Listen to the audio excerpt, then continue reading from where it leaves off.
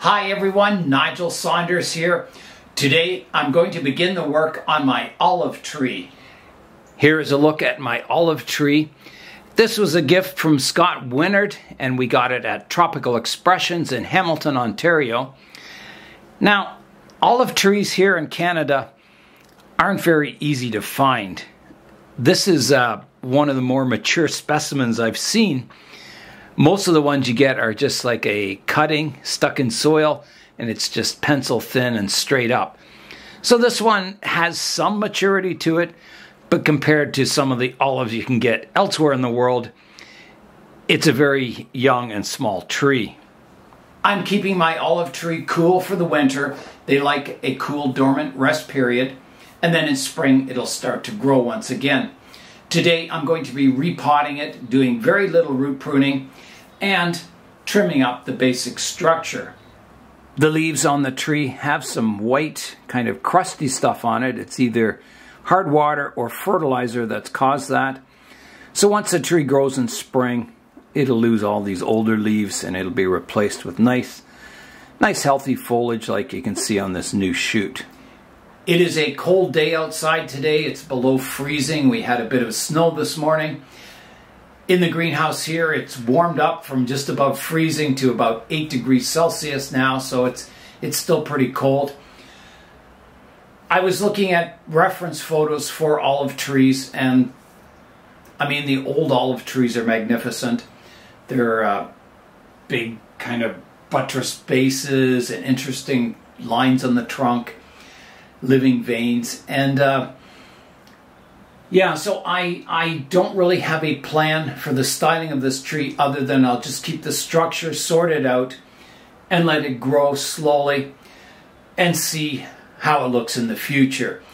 I'll show you some reference photos of olive trees going from younger trees to some of the very oldest trees that are 3,000 years old.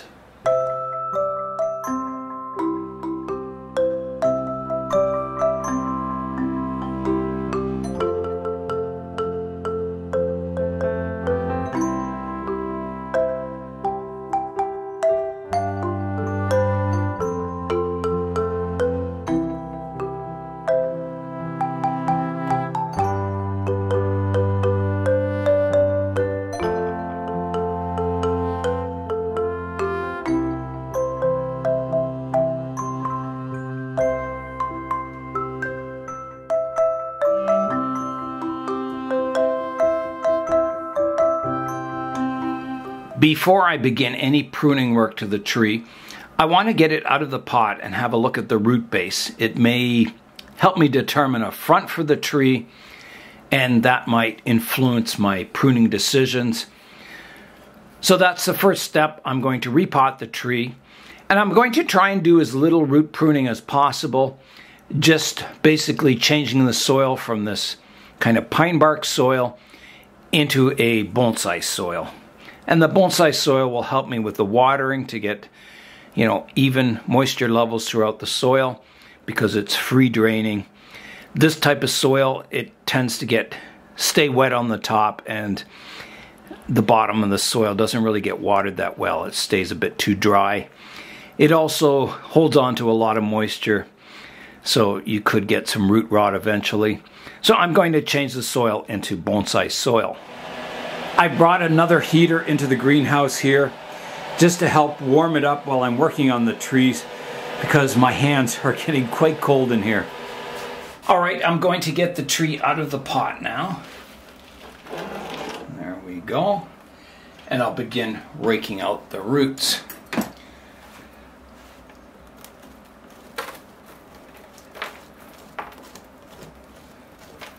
So this tree has been chilling in the basement. Once the weather turned cold, I moved it down there. And it stays about, the coldest it gets is about 7 degrees Celsius, and the warmest it gets is about 12. It depends on the weather outside. The basement is unheated. Now I said I'm going to do as little root work as possible, but that doesn't mean I won't be doing some root work. if it needs it.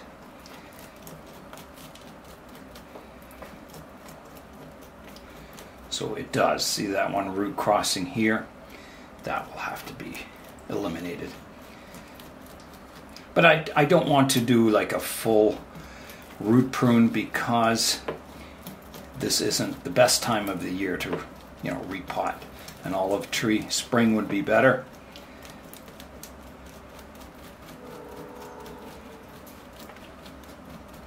But it is possible I could bring it up from the basement into the plant room, warm it up a bit, and get it growing.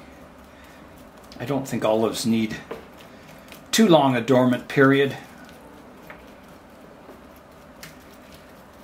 Our winters are very long here, and it's probably too much to keep it cool for, 7 months of the year. Let's see, it's November now. November, December, January, February, March, April, and then May. So that's 5, 6, that's 7 months of the year it would be in the basement. That's a long, long time. So, in fact, I'm thinking I might be better to warm it up right after this repotting to get the roots growing once again. Sort of like a false spring. And then the plant room usually cools down, January, February, in our coldest winter months. So it would stay pretty cool in the plant room. I think it'll be hard for me to keep it at tropical temperatures over the whole winter. I generally try and keep it above 15 degrees Celsius in the wintertime, the plant room, and I've been successful at doing that last winter. But last winter was quite a warm winter, so we'll see how it goes this winter. I think with those grow lights keeping, the room warm, that'll help, at least in the daytime or when I've got the lights on. Okay, so that's my root base. It's pretty interesting. There's a lot of good stuff happening and a lot of very bizarre stuff. So I'll clean up and we'll come back for the root pruning. Here is a look at my root base. Wow. So I'm looking for my best surface roots, and they seem to be down at kind of this level.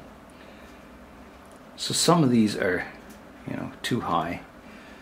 I don't know what that one's doing. It comes off here and goes up into the air.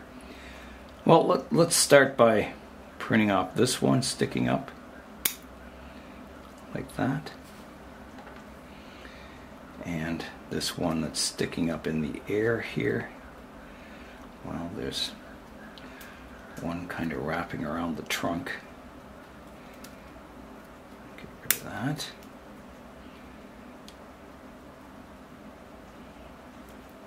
Yeah, I think I better move this tree to the plant room now after this root pruning. Warm it up, it'll be like spring.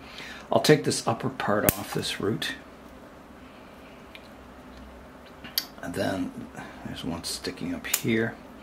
This one's pretty bizarre.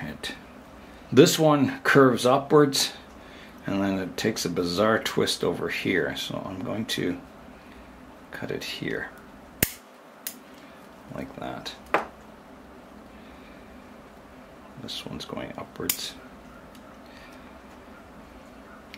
And then this one, there was a thick root that came out here, and then it takes a turn downwards, and there's some that come vertical. So I'll get rid of those vertical parts first, like that. This one here, and this one.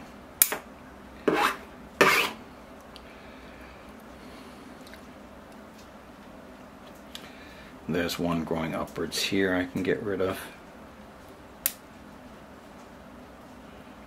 One here and one here.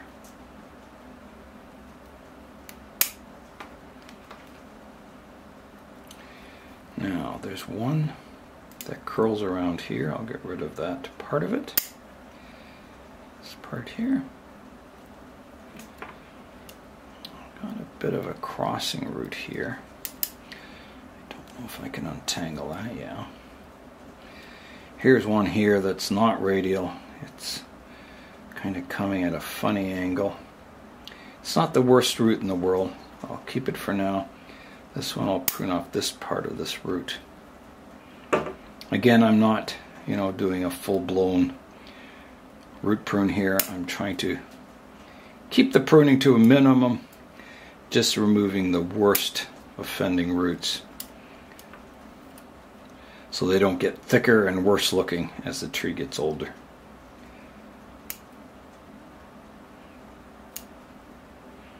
You can see on this side there's not very many roots, or there's no roots growing from this area. There was a little one here, so hopefully something will grow in there. Now the other bad one here is this one. The root comes out and it's 90 degrees. I'm going to prune it off shorter, like that. I've kind of got multi-layer root system here, but I'm going to keep these bottom ones and they'll get pruned off in the future. Yeah, there's one like pointing straight down here. I guess that one could go now. It's coming off a major root there. This one can definitely go, and I probably should get rid of that now also, because that will thicken up and become worse. So here I go. I'm taking that thick bottom one off. That helps a lot with the root base. Some of these are going down too deep here. I could take the tip off it for sure, reducing it a bit. I think that's about it. I think that's enough root pruning for today.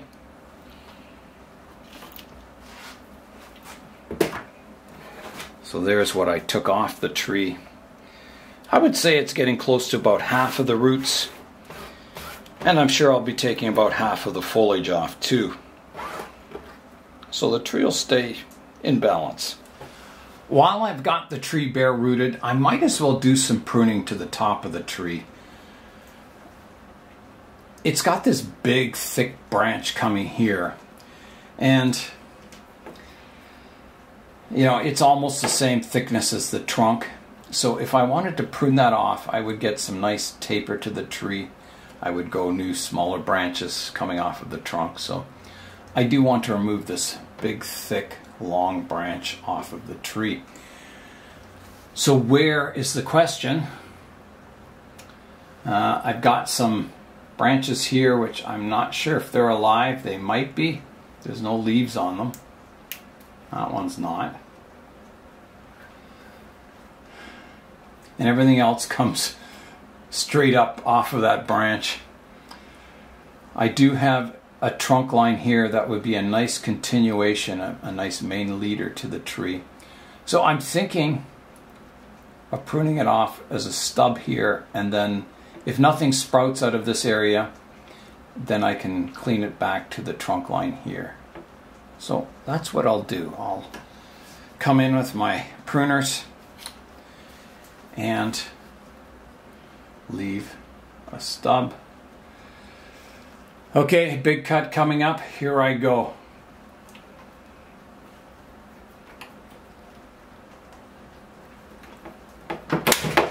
Like that. Now olives do grow from cuttings, so I should keep this branch I pruned off and plant it. Okay, so that's one major cut done. Here you can see there's a shoot growing towards the inside. I'll clean that out. I've got the remains of a stub here. I think used to be the main leader. There's another stub crossing the inside here I'll remove. There's one here growing up against the main leader. I'll take that one out. Any inward facing growth is good to remove.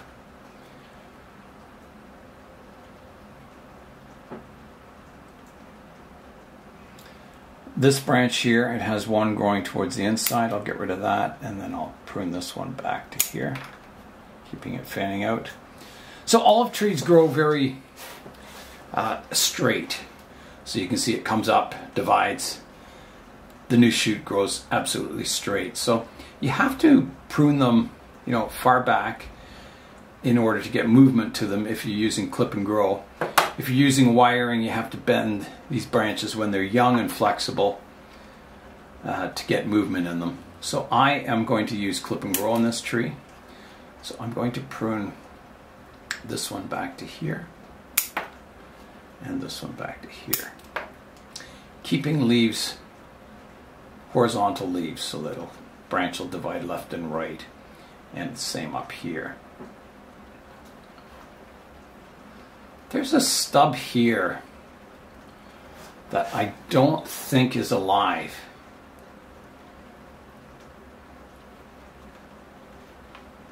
I'm not going to prune it off yet in case it is, but I will prune these ones back like that. This one back to here. This one back to here. Here. And this one back to here. Then up at the apex here, I have a center stub I can remove right here. And then I need to prune these back, so I'll go here and here. So that's got my olive tree roughly pruned up, and it's looking pretty good. It's a pleasing size, pleasing structure. So there'll be more work to come on the roots and the top of the tree over the years ahead, but I think it's off to a good start. I will seal my major cut up here, so I'll get my rubber cement, and someone asked me the brand. This is Titan Transparent Multi-Purpose Glue. That's the only brand name on it. And it doesn't matter what rubber cement you use, it all is a similar. Works the same way. So that's sealed up there. All the other cuts are small enough that I don't need to seal them. Okay, so next, oh, I just saw a root that's crossing underneath here. I'm going to get rid of that. Next, I'm going to pick out a pot for the tree and get it planted. Uh-oh, I heard the zombie apocalypse. I've got a pot picked out for the tree. It's quite shallow, but it gets the tree to a nice height. It's not too big, it's not too small. It has a maker's stamp on the bottom here.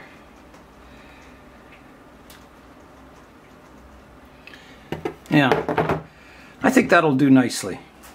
I've got my drainage screen in the bottom of the pot, so I'll add a base layer of soil. Not very much, because I think the tree is going to be sitting almost on the bottom of the pot. So that should do for a base layer. And now I'll position the tree. So I haven't picked a front for the tree yet.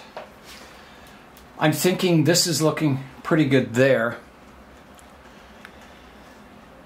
I've got my kind of trunk line coming up, branches to the back and back. That structure will eventually get sorted out, but I think this is quite good for now. So I'll put the tree in the pot and I'll offset it slightly to the left because I got branches to the right. It'll kind of balance the composition. And next I'll comb out the roots, getting them as radial as possible. Okay, let's see if I can arrange these roots.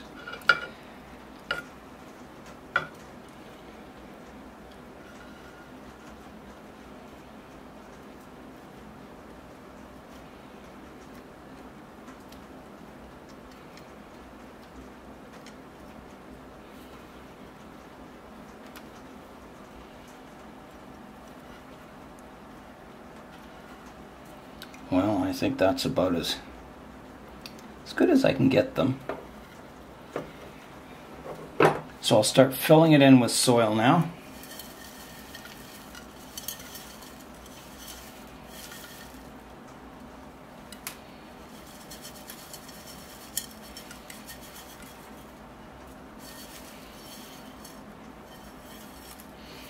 And then I'll work that soil in around the roots.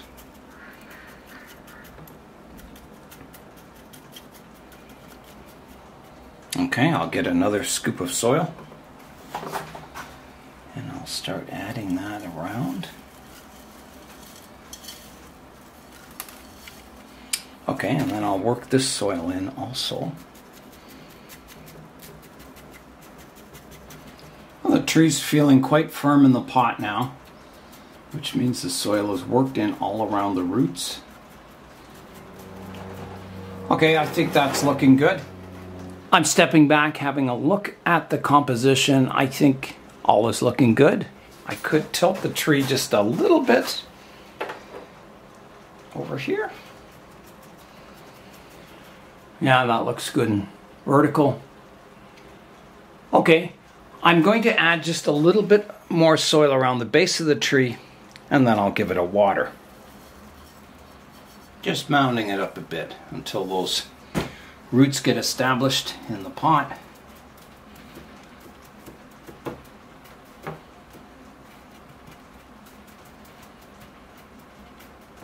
Okay, time to water the tree. So here I go.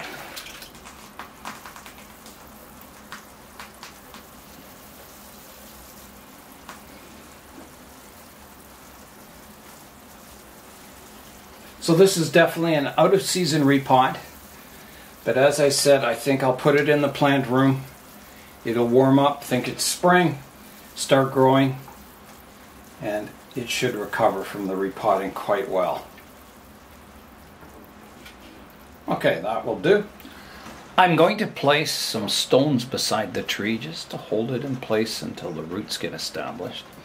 So I've got two rather large stones here that I will put either side of the tree like that. I don't think it'll get bumped or anything because it's going in the plant room, but just to hold it in place while I'm carrying it indoors. So that is it for the olive tree. I've done some root pruning, some top pruning. I'll warm it up, get it growing, get those roots established in the pot, and see how it does. Hopefully it will do really well. So finally, I have an olive tree bonsai on the go. I've wanted one for a long, long time. So thanks very much, Scott Winnard of Let's Do Bonsai. And that is all for today. I'm Nigel Saunders. Thanks for joining me in the Bonsai Zone.